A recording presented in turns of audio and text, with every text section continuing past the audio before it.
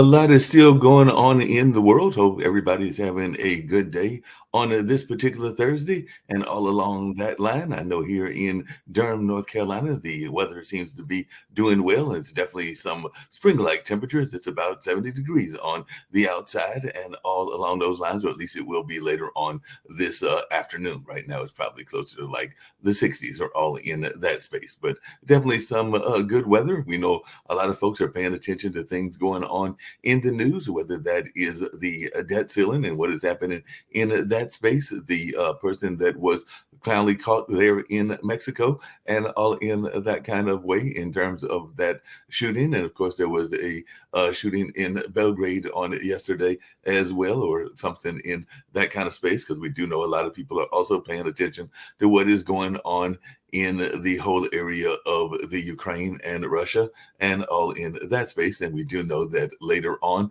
we'll be hearing from probably Sasha and his thoughts about what is happening in that space. But right now, we've got a very special guest that'll be joining us for at least a few minutes and all in that space, because, you know, sometimes folks want to go back in the time and they want to reflect back on what some people consider the good old days and all in that space. And I will say that I was a fan of some of the earlier TV shows. Among them that I was a fan of was, of course, Sanford and Son, Good Times, and of course, even shows like Laverne and Shirley and Happy Days. And Jim Meskimen is actually the son of Mrs. C. So if you remember the mother from that character, that is who this person is related to. So I'm going to bring in Jim. We're going to learn a little bit about growing up in that environment. Some people say they would like to return back to that environment and all in that space. So I'm going to bring Jim in and see how Jim is doing. He's in the fancy studios over there in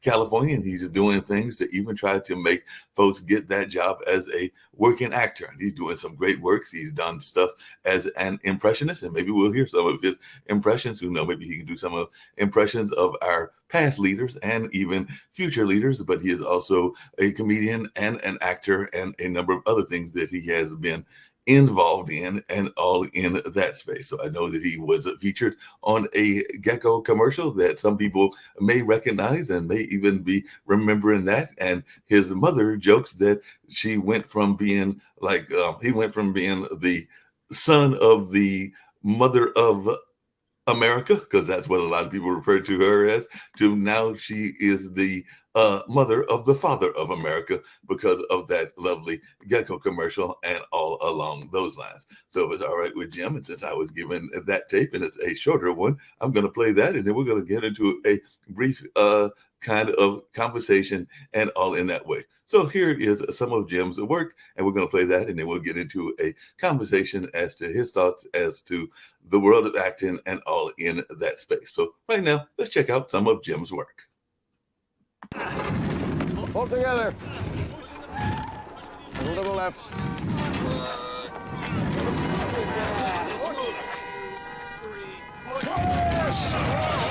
Easy. All right. We've all got places to go. Washington crossing the Delaware Turnpike? Surprising. What's not surprising? How much money Sean saved by switching to Geico. Big man with a horn. 15 minutes could save you 15% or more. For more great videos from the Geico channel, push the subscribe button. No, the button, not the boat.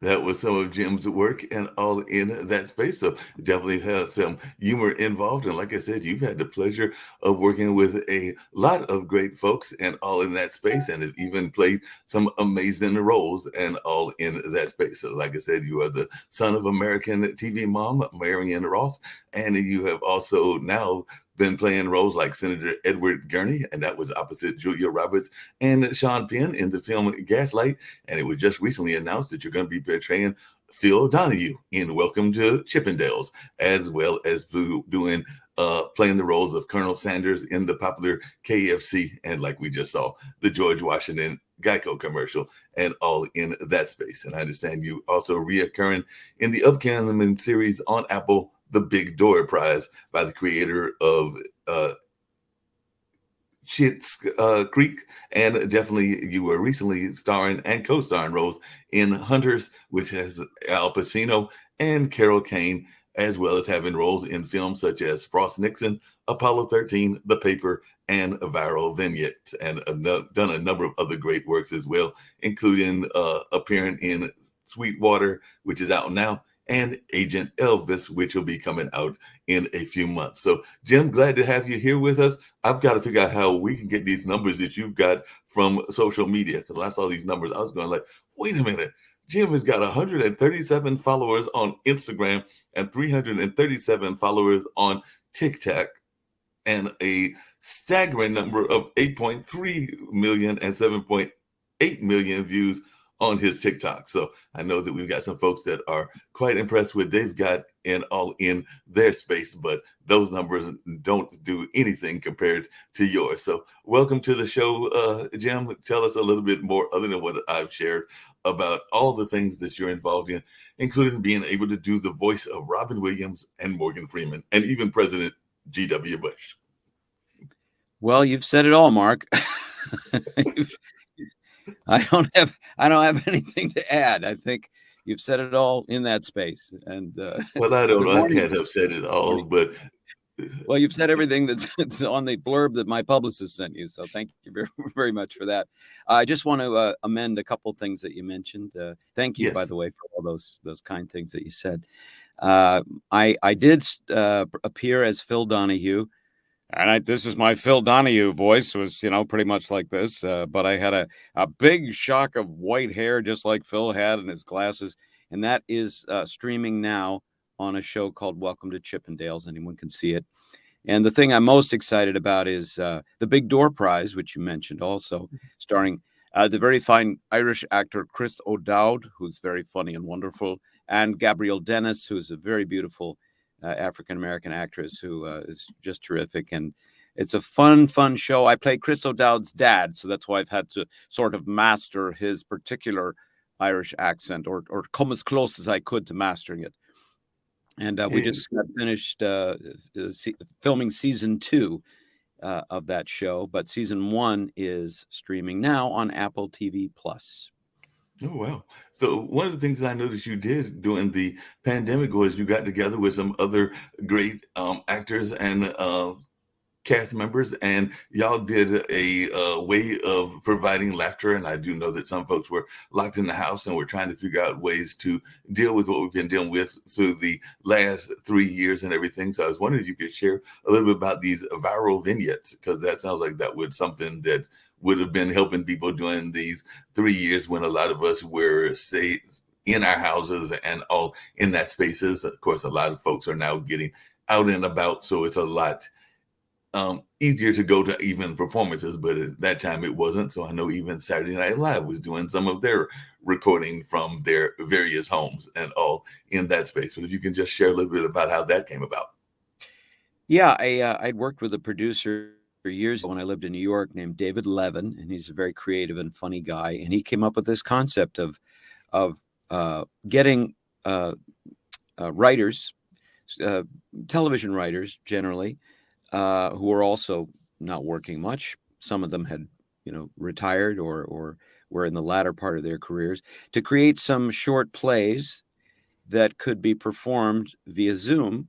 And then he also has a show kind of like yours where he interviews people, and he's talked to a lot of icons of past TV shows, Barry Bostwick and Don Most and Anson Williams and Max Gale and a ton of guys that you would recognize from older TV shows.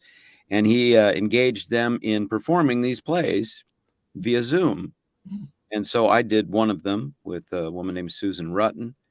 And it was written by a guy named Bill Bickley, who I remember from the Happy Days times. He was a Happy Days writer. And it was a cute play about a kind of a hoarder talking to a woman who was trying to interview him about with the census questions about, census information. And he was unwilling to give her a lot of information. And at that time, it was, full on pandemic. So I had a good pandemic mustache going and I looked very scruffy, as a lot of us did. And I shot it actually on my laptop, this one that I have right here, in my mother's garage, because my mom is many things, but she is not an organizer. And so this garage was a perfect backdrop for this hoarder character who was very unwilling to, this is what he sounded like. And he was very unwilling and very suspicious of anybody asking him a lot of questions about things that might violate his First Amendment rights. And so we did the play like that, just on Zoom. It was fun. It sounds like it was fun. Now, I know that you have also recently launched an online course on how to become a working actor. I'll bring in some of the other panelists very shortly, and maybe some of them have had acting experiences. Maybe some of them can actually get into that field, but you are teaching folks how to become a working actor, maybe even getting courses in voiceover and even impression. So tell us a little bit about that course as well, and how is it going in terms of getting people signed up, and do you need more students? Well, it's one of those courses that I don't need to actually supervise. So it's a series of videos and ebooks that I've put together about how to be a working actor. I've been a working actor for about 35 plus years now. I've been in television and films and animation and audiobooks and commercials and radio and everything all since about 1986. So I know a thing or two, and I took a lot of care to make note of what I was doing. I also learned a lot of things from my mom, Marion Ross, who you mentioned played Mrs. C on Happy Days. And she's great, by the way. She says hi, sends her love. She's going to be 95 in October. I can't believe it, but she's very happy and healthy, thank God. So I put this course together, and it's available at, right now, I believe it's jimworkingactor.com. Jim, my name, workingactor.com. And yeah, anybody can go and check it out and see if you'd like to do it, and download the videos. And the design is to help you build a career. If you're an actor that wants to work more, or if you're a beginner that's just starting out and just has the idea that you'd like to build a career, these are the things that I did. So I share my best actions and successful techniques for not so much for acting, because that's an art form that I can't teach, but I can teach you how to build a career. And that's what the course is all about. jimworkingactor.com. Sounds good. Now, one of the legendary folks that you've worked with, and you've worked with a number of them, including one that was part of the Happy Days family, because you did 5 films for Ron Howard, including The Grinch and Apollo 13. And of course, a lot of folks know him from the role that he had on Happy Days and all in that space. So maybe you can share a little bit about the working with Ron and everything as well. Yeah, well, this is my Ron Howard impression, by the way. I'm a big fan of Ron's, both as a friend and as a director. And he's a terrific actor too. A little hard to do this early in the morning. I don't know how he does it. He probably sleeps in. Anyway, yeah, I've been lucky enough to work with Ron Howard on 5 films, and I would love to do a 6th. He's really a terrific director. He's wanted to be a director ever since he was a young man. And if you read his book that he wrote with his brother called The Boys, it's fascinating. It talks about growing up and being on a hit show when he was very young, as he was, and with a brother who was also on a hit show on the opposite side of the country. It's a fantastic story, and I'm so glad that he published it. It's called The Boys. Anyway, working with him has always been really, really fun. He, as an actor himself, he speaks the actor's language very well. So he tells you what you need to know and doesn't give you a lot of extra explanation. And he also knows how to massage a performance to make it better and to get what he wants. And he really knows how to make great films. The Grinch was great. I worked on that for 4 months. Apollo 13, fantastic experience. And I worked on 3 other films, including Frost Nixon. That was the last one I did. Oh, wow.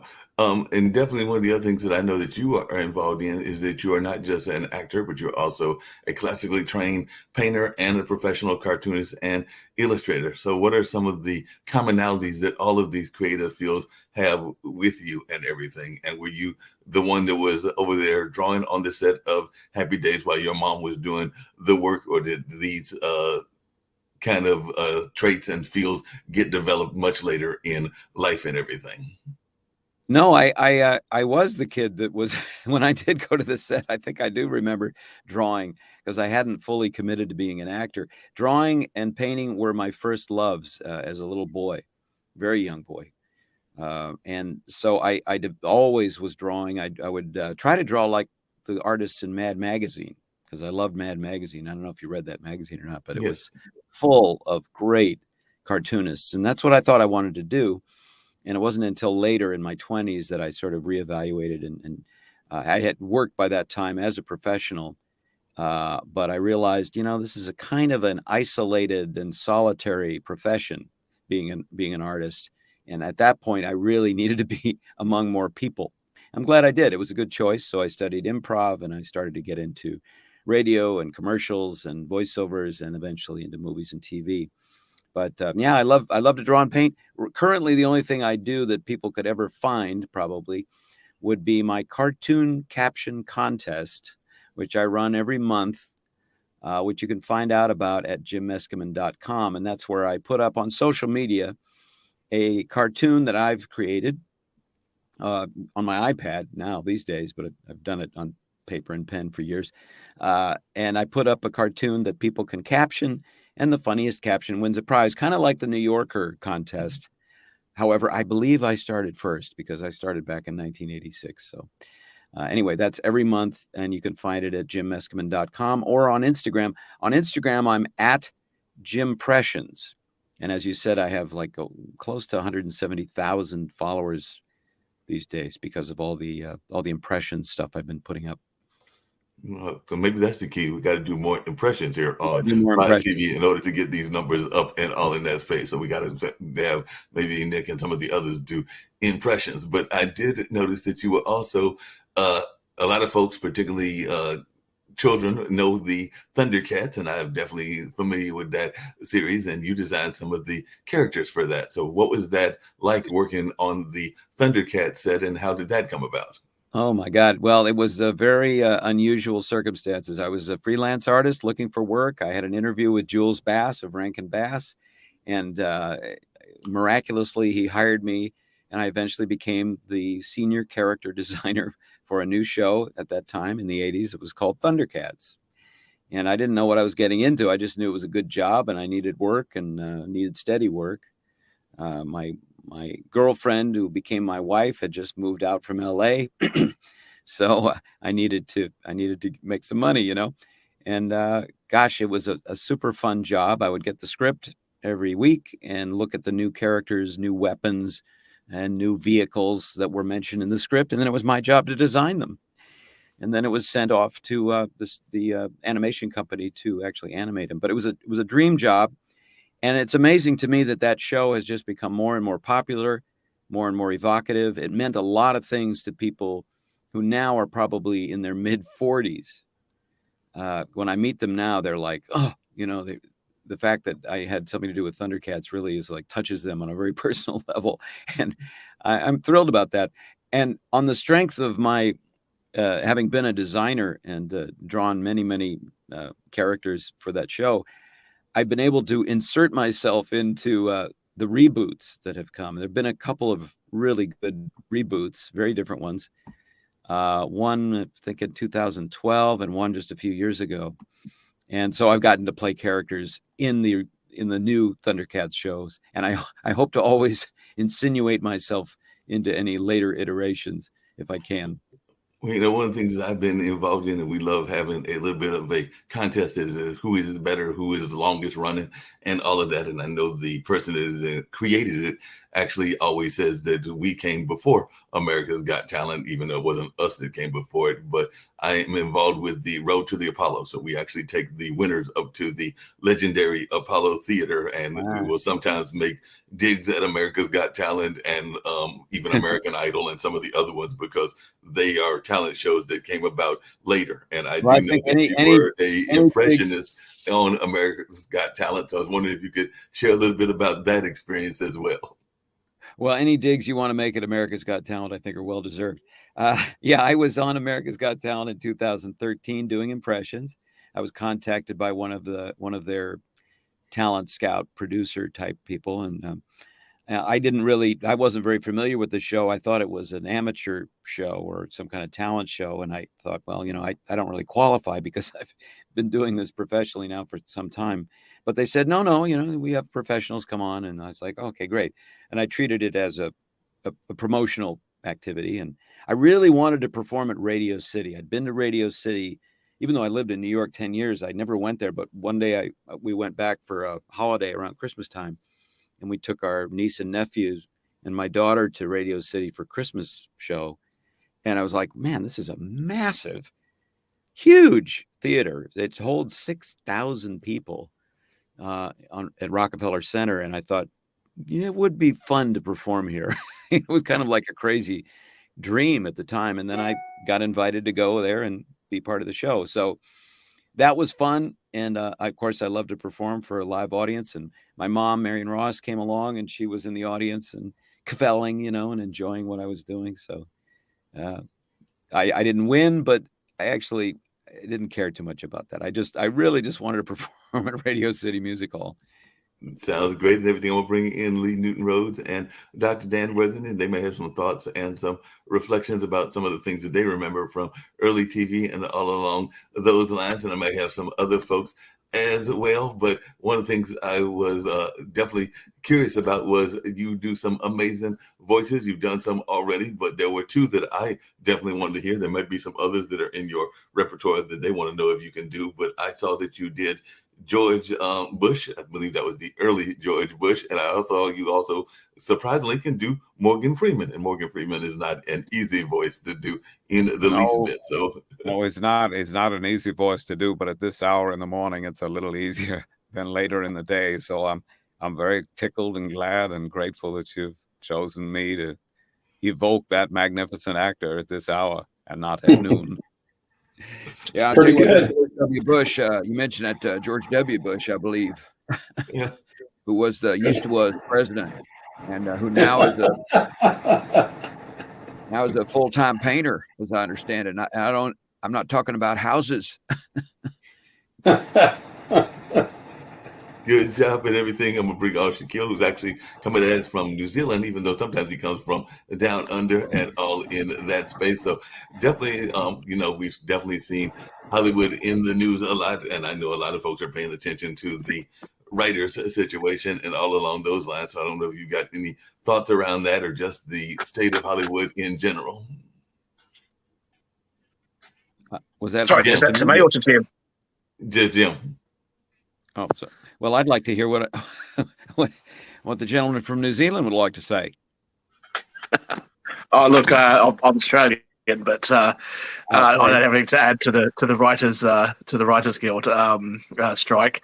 But I was quite enjoying your accents. I tried to do a Boston accent. I'm very bad at impressions, but I think I could listen to you all day long. Cheers, mate. Yeah, the Boston accent is a tricky one, and I don't, last time I was in Boston, I thought, I really got to talk to some Boston people and try to get this down. And I stepped off the plane, and the first person I saw in Boston, it was cold, and I had a big heavy coat on that I brought from LA because our blood is very thin out here. And the guy said that I saw a guy on the street, and he looked at me with my jacket, and he said, "Ah, you're smart. You brought your parka." That sounds about right. I think it's very interesting when I travel around the United States that it's one country, but there are so many different accents. Excuse me. There are so many different accents in the country. But do you think you could do an impression of any of us? Perhaps Mike Lee. Could you do an impression of him, do you think? Of whom? Of me. Mark, the host. The Mark. Host, yeah. Mark, well, I make it a habit. I tell you, I make it a habit if I can of not imitating people to their face, and all stuff in that space. But every now and then it is. Good job. In that space. I just got a question. You're in acting and you're also in voiceovers. Have you ever been accused of cultural appropriation, making a voice of something from another culture that people say, well, you have no right to do that? I have not, but I know it happens, and I personally think that's a foolish. How does it make sense? The whole idea of acting, you're pretending anyways. Yeah, no, it's stupid. I mean, it amused me kind of and also irritated me at the same time when the people had remarked about a character on The Simpsons being inappropriate, and I thought to myself, now The Simpsons are all yellow. It's not a realistic show. they're bright yellow, like a crayon. So I don't know. I agree with you. I think the point is intention. I think is the main thing. Whenever we do any kind of performance at all, I don't do. By the way, the things I turn down often things that are just kind of ridicule.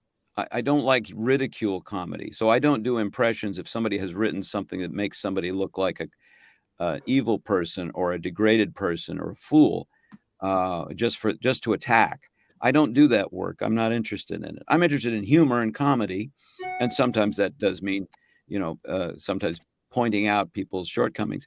But I think the main thing is, well, are you intending to actually appropriate a cultural aspect of a person? Or are you trying to be entertaining and fun? And if you're trying to be entertaining and fun, I don't see how that hurts anybody. Yeah, that makes sense. I think when it comes to say something like The Simpsons, we had an Indian, 7-Eleven kind of person there. I didn't have a problem with that. I thought that make some differences. It's actually a way of bringing us together, but it has to be, as you said, intention. I think is important. Yeah, there's a big difference, I think, between somebody who's doing something because it's a realistic character of, like Apu is. I think we've all seen that guy. There's no mystery about it. And now, of course, it's played by a person that was born in India, I believe. But I think it's the intention, and then that should be the watchword. How much have you done in this space? Jim, we often talk about politics on this show. I don't want to involve you in it. Oh, we'll get it. I want to. So I was just going to say, Jim, I don't want to involve you in our politics, but do you think you could? Do I think I could? Shaquille, you're breaking up. You could, definitely. I said, do you think you could do a Joe Biden and a Donald Trump impression? Oh, Joe Biden's easy. When I say easy, I mean I know how to. Oh, never mind.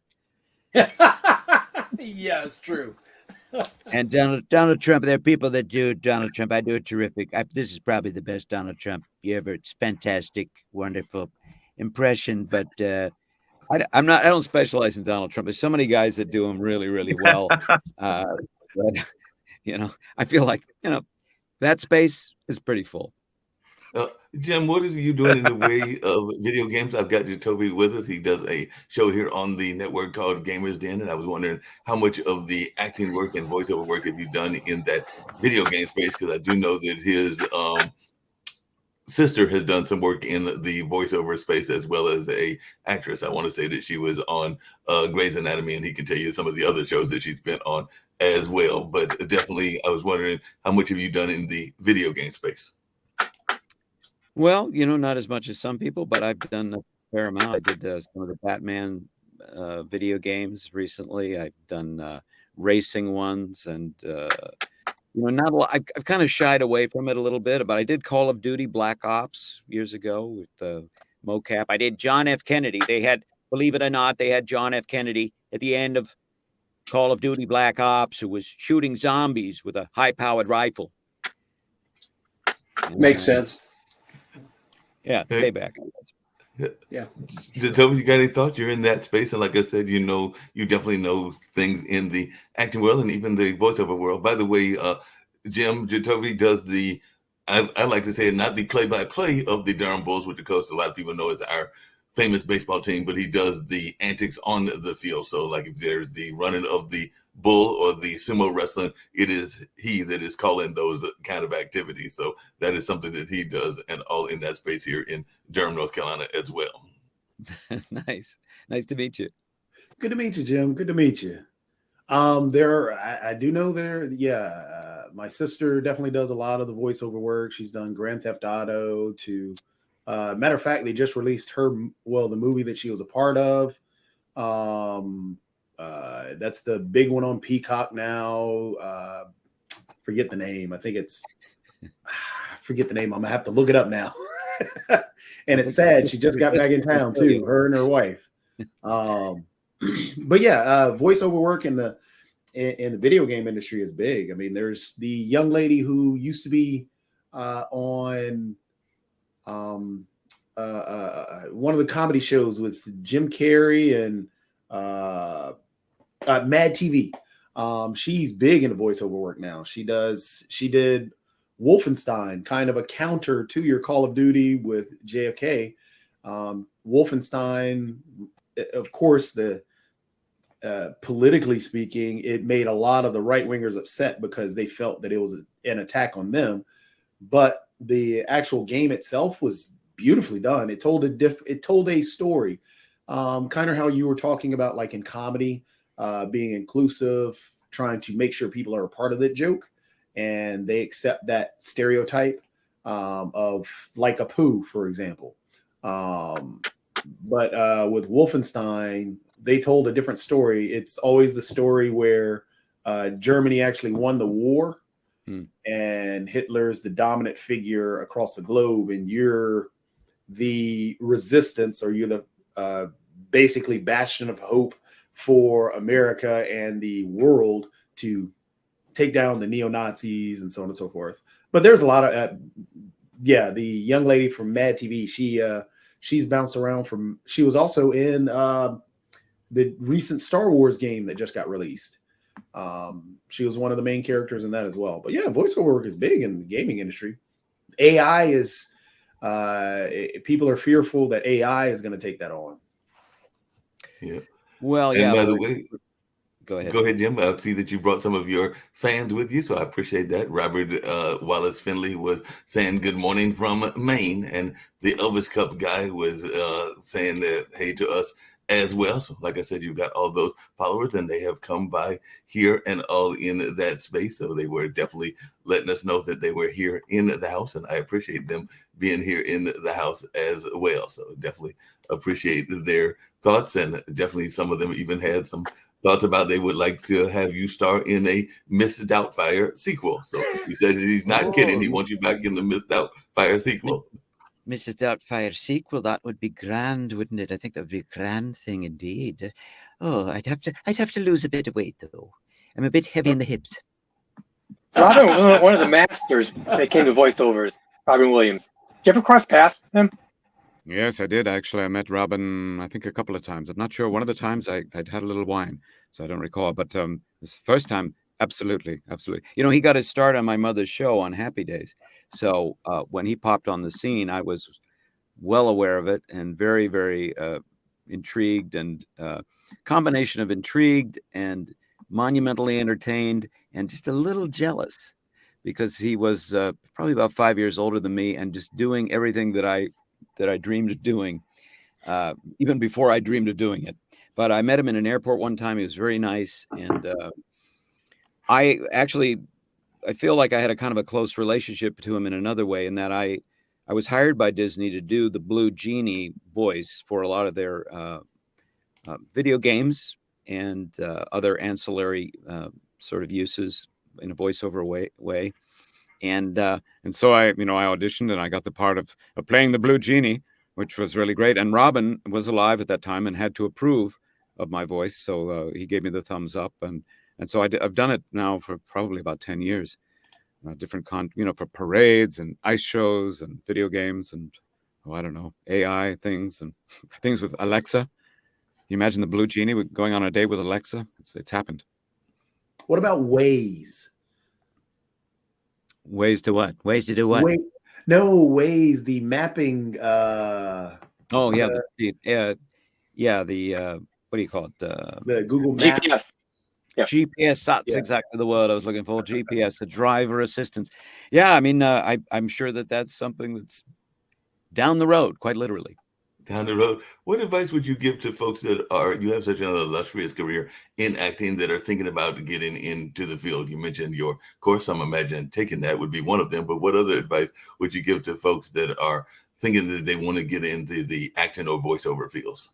Well, you mentioned my rather substantial social media following. I started doing things for YouTube back in about 2011, and I had some viral hits, including Shakespeare and Celebrity Voices, and another one about which used deepfake later on. And now it's very easy. Like just right now, we are reaching many thousands of people, I assume, perhaps more. And an actor can actually create characters, perform things, get to know an audience and build an audience right from their house at no cost at all, practically. So it's important for actors to figure out ways, if they want to be actors. If you're waiting for someone to give you the opportunity, you will wait your whole life. But if you get busy and start to be proactive, then there are many avenues by which you can introduce what you like to do to other people and build a following and also gain experience. Yeah, that makes sense. One of the other things I've brought up on this show, and I am somewhat of a fan, the other people are not, even though Shaquille does have a person that is involved in the same space. But what is your feelings around art as a activism tool? Because I know that there are people that are even dealing with mental health, and they sometimes will use art as a method to talk about that. But I just wanted your thoughts around art or artists using their platform to deal with these very significant issues. Well, I think that's what so much about what the arts are all about, talking about things or dramatizing things that you're interested in that you think other people could benefit from. We do it as storytellers, and you also do it as a personality or as a celebrity, or whatever that word means. And so, yeah, I think it's completely valid. Obviously, some you'll be more interested in, and some you'll find abrasive. But that's how we all kind of sort out what we're interested in, And so it pays for an actor to figure out what they really care about and to sort of focus in on that. And whether that's something that has a lot of social meaning and could appeal to a big audience, then I'd say it's totally fair. I think comedians have been doing that for years. 100%. No doubt about that. One of the things I was going to ask is, this is Mental Health Awareness Month and everything. So I was wondering, that is something that has impacted folks even there in the California area. So I was wondering if you had any thoughts just about the importance of mental health in the sense of any job, whether it's acting or just in life in general. Well, I like to draw a distinction between mental health, which sort of skews toward the medical, and the use of substances more often than not, and sometimes other things. I like to make the distinction between that and spiritual health, which I think is really what we're talking about in a non-religious way. How do you feel? Are you happy? Are you nervous? You have anxiety? And unfortunately, too often, and here I'll say my own kind of social interests here. Too often we've tried to handle what I consider to be a spiritual problem with medicine, and chiefly with medicines that are prescribed and that really don't have an easy way to stop using those medicines. So they are highly addictive, sometimes very dangerous. And I just think it's wrong-headed. My personal opinion is it's wrong-headed to solve a spiritual problem exclusively with drugs. Yeah, that makes a lot of sense and everything. I know that there's been a issue around the homeless there in California as well. I wonder if you had any thoughts around that, because that is something that even the Hollywood community has been impacted by also. But I was wondering if you had any thoughts on that, Jim. Well, we're diving deep here this morning, huh? Yeah. Mark taking all the happy thoughts. Man. It's horrific. It's tragic. Anywhere homelessness is encountered. In my little town where I live and where I've lived most of my life here, I've never seen so many people on the streets. My heart goes out to them. I don't know the solution, except that I know that a lot of these unfortunate people are drug addicts. And so we've got to stem that with education. And there's not enough education going on. But on an immediate basis, handling, shelter for these people and resources for these people is extremely important. And we're all kind of grappling with it right now. I don't have an answer. I can't even point you particularly in a direction. But obviously we're human beings. When we see our fellow human beings suffering out in the weather, I mean, at least in LA, the weather's not so bad. But it's still a degraded, horrible situation that no really free society should condone. It's just not right. Yeah, that makes sense. What advice did your mother give you? I had another more lighthearted question. Mark, excuse me about being heavy-headed. Go ahead. Mark, let's go to some lighthearted stuff. I was going to go lighthearted. I was going to find out. That's what I just said. That you listen to me. I want to find out what advice his mother gave him from as an actor and everything. We need to go to a different space. A different space. Different space. Different space. We got to go to space. We got to go to curious. We got to go to some sort of space far out. Jim, I am curious, as the entertainer that you are and the great voice actor that you are, what are some of your favorite shows to get hooked on? To get hooked on as a viewer? Yes. Like, what shows are you hooked on personally? Oh,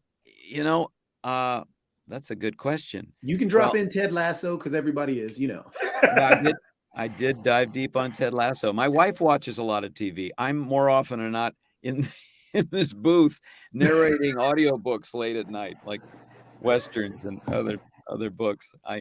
I'm a creative guy, so I'd rather make my own content. Yeah. But I do like the Big Door Prize on Apple TV Plus, which I like. Full disclosure, I am a member of the cast. I play Chris O'Dowd's dad, so that's near and dear to my heart. I recommend everybody should just binge watch the first. I believe we got 7 or 8 episodes now live on Apple TV Plus. That's the Big Door Prize. I'd tell you what though, I did like Breaking Bad. Jesse. I enjoyed that show, and Better Call Saul is phenomenal. I just enjoyed the heck out of that show. But binge, I haven't been too caught up in things. Do you have a favorite Western? You gotta try This Is Us, by the way. Favorite Western. I mean, not This Is Us, but The Last of Us. You got to try that one. Okay, yeah, I've heard about that. I did an episode of This Is Us. Maybe there should be a show called This Is the Last of Us. Well, yeah. My sister was actually on This Is Us as well. Oh, I thought you looked familiar. Yeah, we go way back. You asked about Western. My favorite Western, I think, I just off the top of my head. Oh, we lost him. Bad connection in Australia. I love the recent True Grit done by the Coen brothers. I only saw it once, but I thought, I want to see this again. They did another one called The Ballad of Buster Scruggs, which is fantastic. Love that. But as far as old Westerns are concerned, black and white Westerns. My dad actually was an actor in old Western films when he was alive. He was in cheap Westerns. Yeah. What did your mother give you? Because, like I said, she might have even told you. No, I did hear you, Jim. I'm sort of in the living room at my cousin's place in New Zealand, and my niece has left her homework to last thing, so she was going to bed, and I didn't want her to be on camera, so that's why I turned off for a moment. I appreciate that. You're a gentleman. So, what advice did your mother give you in terms of being a actor, or did she try to encourage you to go into it, or did she go you don't want to do this? No, she tolerated it, and she tried to help me where she could. And she actually got me on an episode of Happy Days when I was 17, the one where Fonzie jumps the shark, believe it or not. I was in that episode on the beach announcing. I announce that there's a shark in the water. I'm the one that spills the beans about the shark. So crazy. That's another one of those things that has become completely iconic. But as far as advice, my mother was quite encouraging always in any art form that I was interested in, writing, drawing, whatever I was interested in. She loved. She wanted to see me having fun and being creative. But she also put a lot of emphasis on being professional, being polite, being on time, knowing your lines, not being a dick. All those things she really gave me a lot of. She showed me by example, and then she also showed me by kind of trying to straighten me out sometimes when I wasn't hewing the line very well. speaking of you in the line, I know I know from my time in Russia, so I don't know if you have any Russian accents, but we do have Sasha with us here as well. So I don't know if you have any Russian accents that you can do, since Sasha is originally from the country of Ukraine, but now lives in Canada, but he also served in the Russian army. So any Russian accents or Ukrainian accents that you may have as well. Well, forgive me if I don't just leap into that with our guest, Sasha. Nice to meet you. First of all, I'd like to meet people without, first of all, making fun of their accent. So, hello, Sasha. You can make fun of mine. That's fine. We're used to it. Actually, you did very interesting comment about Russian and Ukrainian accents. That's very interesting concept, because I don't think that you can distinguish when people speak English, whether they're from Russia or from Ukraine, that you would hear any difference at all whatsoever. Oh, you can definitely. How? Actually, before we get into the contentious debate over the distinction between accents, and let's stay lighthearted, Jim, I'm curious, what iconic voice have you always wanted to do, but for some reason feel that you couldn't get it right?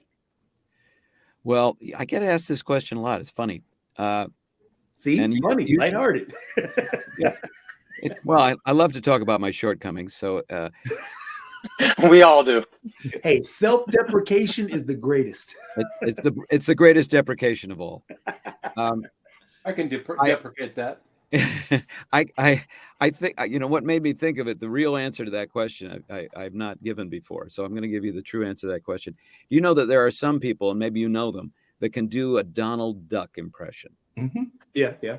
And I believe it is a genetic advantage, because okay, I'm pretty good at voices, and I can't come anywhere near it. But I also can't do certain things with my tongue that my family can do. For instance, my wife and daughter can turn their tongues upside down and do other things with their tongue, and that's obviously genetic, or just me not caring. But the Donald Duck thing, I would love to be able to do that. I think it would. The people that I know that can do it, like Fred Tatasciore, wonderful voice actor, Fred Tatasciore can do it. And boy, there's nothing better than hearing Donald Duck say something inappropriate. Jim, may I ask you a question? What would be your advice to the beginner comedians? Well, as I mentioned before, Sasha, I know you weren't on the line, but I say get performing. In other words, don't wait. Become proactive. Get in front of audience. Start to create your art form in front of people as much as possible. You can go to comedy club. You can make things on YouTube. Yeah, and you know what Steve Martin in Playboy's interview many years ago, what he recommended to beginner comedians? No. Always take your wallet on stage. Makes sense. On an even lighter note, we just learned that Sasha reads Playboy. Yes, we did just learn that. No, it's only the articles, though. No, only the articles. Hey, Jacoby, what is that philosophy? Does that actually still exist? That I was wondering Jim's thoughts around it, but it's a philosophy. It's like the and if or something like that. But you know what? It's the yes and. It's yes and. Yes, thank you. Yep. That's the improv philosophy. Yeah, instead of saying no, but you say yes and. Mm-hmm. And my wife has an acting school where they teach improv and also regular scripted acting. And yes and is a wonderful tool for creating improv theater. And it's also a very nice thing for life. When somebody comes to you and says, proposes some sort of an idea, rather than shooting it down and saying no, or having a consideration about it, saying, well, I'm not sure, you can go, okay, you bet, let's try it. And it's a lovely way to live if you can pull it off. Couldn't agree. By the way, one of your fans, Robert, was bringing up the Steve Martin quote and everything. He said, how to be a millionaire? First, get $1 million. So apparently that's what Steve Martin said, is you got to first get that $1 million. That's right. Very simple. But see, that's not the Steve Martin quote. Everybody hates these cans. He really hates these cans, is the Steve Martin one from The Jerk. Oh yeah. But do you remember his line when he was Whose cans? I want to know whose he cans. said, well, they asked about his way to stardom. So he said, well, I was born a poor black child. And then things started to get better and better. That's what Bill Clinton said too. Oh, really? I didn't know that. And so did President Biden. Same story. I can't believe it. Hey, Jim, there's been several remakes that have been done. I know I've been watching remakes of MacGyver, remakes of SWAT. There have been all these remakes out there. Is there any possibility that we are going to see a remake of that classic television show, Happy Days? And could you do a remake of Happy Days in the year 2023? So what are your thoughts? Is there any possibility that we could see a remake of Happy Days? Well, your guess is as good as mine. I mean, I think this assembled group of luminaries and pundits could probably decide. I would have said no a while ago, but then they rebooted The Fresh Prince of Bel-Air and made it a drama. And maybe, I don't know if you could make Happy Days into a drama. Maybe you could call it Somber Days or something. Jim, one question to you. Do you remember a movie, Dr. Strangelove? Of course. Oh, Do yeah. you think there is a real possibility that it can happen in real life and pretty soon? Yippee-yi-yo-ki-yay. You mean the accidental detonation or starting Not of necessarily a war? Not necessarily accidental. No, could be just by design. Well, yeah, that's a different movie. Well, I mean, that's the, I guess our moratorium on depressing stories is over. To be fair to Jim, he's let's go back to an actor. He's not a political strategist like we are. So, Sausage Ukrainian. No, but It's he's okay. That movie, impersonating politicians, so I thought that maybe there's a segue. Now, Who's now, going to Jim, play do the you guy think that the jumps on Love the Potion #9 movie could work and become reality?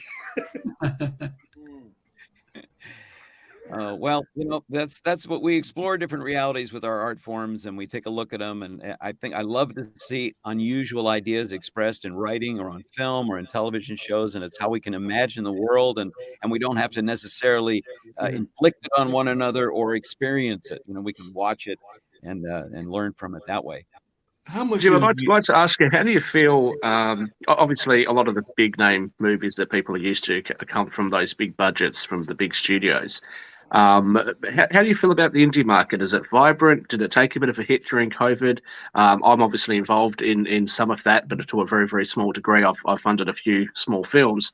How do you feel about the indie market when it comes to films, and less so when it comes to TV pilots, because they tend to end up going to the big studios? But how do you feel about the films and even music?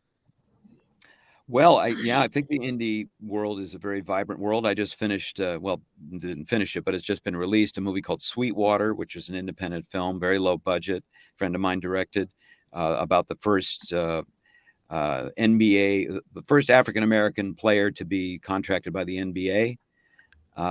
So, it's a great, they're all degrees of, how do you want to tell a story? Do you want to tell a story and spend $200 million? Have at it. If you want to tell a story and spend $1, you can do it, and everything in between. So it's great. I think it's wonderful, the democratization of the filmmaking environment. The fact that we can make a movie on our iPhone if we want to, and if you want to watch it, it's actually pretty bearable as long as the sound is good. So I think it's very exciting. I think it's a wonderful quality we have as human beings to tell each other stories. So I say let's go for it.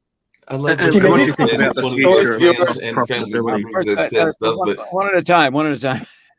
Raise your hand. Raise your hand, gentlemen. Just really quickly, I was going to say, I like what Jim Darrell said. He's one of the folks who came in through your channel, but he was acknowledging that you were the calm in the center of chaos, and we do know that we can get very chaotic here on World Edition. So definitely, I wanted to acknowledge what Darrell said, and we appreciate it and all in that space. As we're winding down, I was wondering your thoughts, because you've mentioned it a couple of times, and some people that are older don't quite get into social media. I know I'm all over social media, and I'm in my 60s, but there are other folks that are in their 70s and 80s that aren't into it as much as they probably could be, but you've gotten into it. I was wondering your thoughts around social media and its importance and how you've been able to navigate those landscapes. Well, I like it. I mean, I enjoy creating, so I like making little videos. I like, I like the fact that, and it's so trivial and stupid, but I like to be able to see what people are doing, my friends are doing, and make a little silly comment on their Instagram or on their Facebook. It's like, years ago, if you wanted to make a silly comment to somebody, you had to go and meet them somewhere. Now you can sit while you're on the toilet and make a silly comment, and we can keep the conversation going. Just not a selfie. Just no selfies. No, No, too much information. Come on. Too much information. I barely use social media, but if I get any comments from you, I'm going to just be thinking he must be in the toilet. So yeah, that's going to be the image that you've left me with, Jim. That's the image you've left me with. Just always remember to mute if you flush. So, Toby, you had another question? If not, Well, I'm going to show I was just going to say, sadly, one of the most viral YouTube videos came from a young lady sitting on a toilet saying she was sitting on a toilet. Well, somebody had. I guess we took a word for it, Toby. They were bored. What can I say, right? That is a sad note. Hey, Jim, if it's okay, I begged the Geico one earlier when this is a little bit longer. It'll probably take us all the way to the end, but you did have a crowdfund sizzle that your publicist was kind enough to send us about the viral vignettes. So I think that'll be a good way to close out and then hear any remarks from you after this particular viral vignette. So whatever I think you like. we're going to take a look at this viral vignette and some of your work in this space as well. And then we'll get any closing remarks that folks have got. Let's check this out. Okay. Mom? Grandma, you're muted. Can you hear me? Who the hell are you? Listen, I can't stay much longer. Then get lost. Is this the planning board meeting? What is going on here? Mom! Oh, God. Breathe, Marshall. I'm coming upstairs. This is all because of my fault. I'm so sorry. Daddy! For God's sake, just take off your shield. Do you remember the first days of the pandemic? It was like one of those end of the world movies. Everybody on lockdown, the stock market crashing. No sports. Hi, my name is David Levin, and I am the creator of Viral Vignettes, the film that has its origins in that early, confusing period. The world has gone nuts. So, a group of talented actors, all well known from movies, TV, and theater, all sitting at home, all climbing the walls. Bored! Got together with some talented writers and directors to create a comedy series to benefit the Actors Fund. We're on quarantine. How are we going to do a benefit? Separately. From a distance. On zero budget.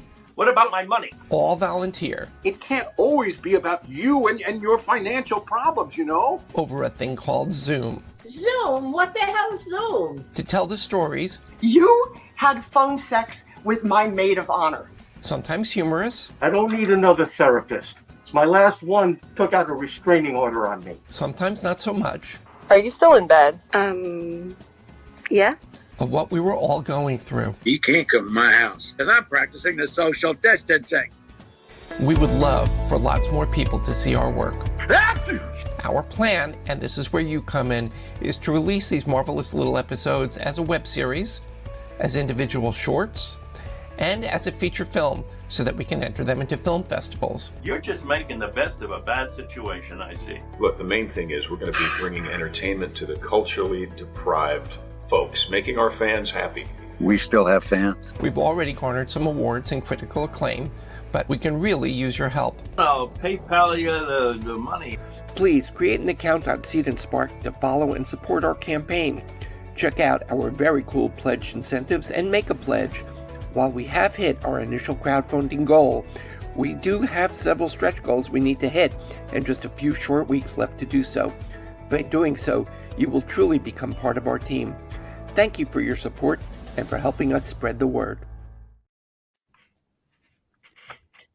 That was me with the mustache saying I'm practicing the social distancing. Yeah, Lee does that all the time. He does that permanently. Jim, one quick question. You've done work over decades, and there have been efforts to cancel work that was done in one generation because culture changes in another generation, whether it's books, whether it's movies, what have you. Have you come across any of that in your work? What a happy theme for us to finish the show on, Lee. No, but it's reality. Let's talk about cancel culture. Well, I wish someone could cancel some of the early work I'd done, but yeah, me too. You know, we're all gonna. You know, what's great about it is even with this effort to cancel things, is that we're all learning something about what is actually important, what art means to us, and what history means to us. So, I mean, this is all part of the game, folks. I think we try things, we experiment, and we go, maybe that wasn't a good idea. Let's try something better. And I don't know. I think I believe in human beings and their ability to correct and improve. We've obviously made huge leaps. We've had some missteps. We've had some things we're nervous about, or that we feel embarrassed about, or wish we hadn't done. But we're human. Great things. Last question, and this is the absolute last one because we're definitely a little bit over, but it's been a fun conversation. I've definitely enjoyed your thoughts. But maybe tomorrow. Your mother was an actress. You are an actor, voiceover person. You have children of your own. Is it another generation that we can expect of actors? So has the generations been passed down? Has the kind of the mantle been passed to folks in the next generation in your family line? And definitely we do hope that your mom makes it. I want to make it all the way to 200, but then again, I've oftentimes wished for next to impossible things and all in that space. So I think that she should definitely stay around forever because she was an amazing actress and everything. Did you say you hope my mom lives to be 200? Yeah, because she should stay. 200. Oh, wow. A little scary. My daughter is a wonderful actress and a performer. Yes, she is an audiobook narrator. Her name is Taylor Meskimen. You can follow her on socials at TMEX, at TMEX. And she's a fantastic artist. So that's what I have to say to that. Good. Well, she's carrying on the mantle. Good ending question. Jim, as a father, and being, I've done the improv and everything and the whole acting side just as well. Well, not to your level, but this is a good one. What's the most embarrassing thing that you did to your daughter? Because I'm afraid we're out of time. Oh. That is the correct answer, Jim. That was absolutely the correct answer. I told my child that it is my job as a dad to embarrass her. So exactly. I know you've done something. Yeah. I have no doubts that you're doing a good job. If you are interested at all, my daughter and I have a show on YouTube called Jim and Tay Have Their Say on my YouTube channel, Jim Meskimen. You can see us talk about embarrassing things, weird things, social things. And we've been doing that for several years, and it's a great pleasure. So Jim and Tay Have Their Say. Check it out. All right, guys. I'm looking it up right now. I'm going to call this meeting to a close. I've got to go on with my. No, we're wrapping up the whole show. It's been a pleasure, Jim. It was a pleasure meeting you. Thank you for joining us. Thank you so much. Thank you. See you on socials. Thank you. All right. Bye-bye. So we're ready to get on out of here. That was a different type of World Edition because I had a guest from the World of Art. I know tomorrow we'll be having Steve Rao come back from the halls of DC to report back on what's going on in there, and we'll get back to more of the. Please, no. All in that space. See, it's a Mark, that was a great guest. Lighthearted show. That's fun. That's exciting. Cool. But right now we're going to get on out of here, and we need more lighthearted shows like that. We had no name calling. That was good. None at all. Just some good impressions.